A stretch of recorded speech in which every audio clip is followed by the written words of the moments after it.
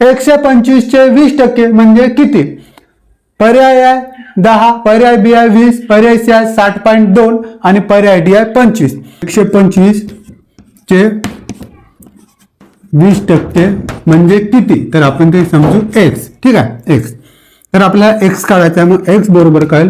125 चे, तर बघा चे दिलाय, चे म्हणजे काय करायचं? गुणाकार करायचा. आणि टक्के, अगोदरच्या उदाहरणामध्ये आपण बघितलं टक्के म्हणजे त्याला आपल्याला 100 ने भागायचं आहे. अगोदरच्या उदाहरणात एक्स होता, त्याला आपण 100 ने भागलं. या उदाहरणामध्ये 20 आहे, 20 ला आपल्याला 100 ने भागायचं आहे.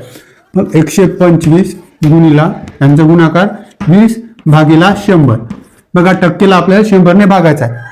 मग हा शून्य कटला, हा शून्य कटला, राहिले का? तर 125 गुणिला 2 भागिला 10 यांचं पण कॅल्क्युलेशन होते. यांचं कॅल्क्युलेशन झालं, राहिले का? 125 गुणिला 1 भागिला 5.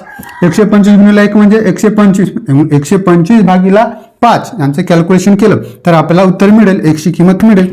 125 भागिला 5 किती होतील? 25 एका 25, 25 दुने 50, 25 त्रिक 75, 25 ते 100 आणि 25 पाचा 125 म्हणजे कितीने भाग जातं? 25 ने भाग जाते 5 ला, म्हणजे एक्सची किंमत किती मिळाली आपल्याला? 5. एक्स हे आपल्याला काढायचे आहे ना, एक्स हे आपल्याला काढायचे आहे. म्हणून एक्सची व्हॅल्यू किती आली? 25, म्हणजे पर्याय डी हा आपला बरोबर उत्तर आहे.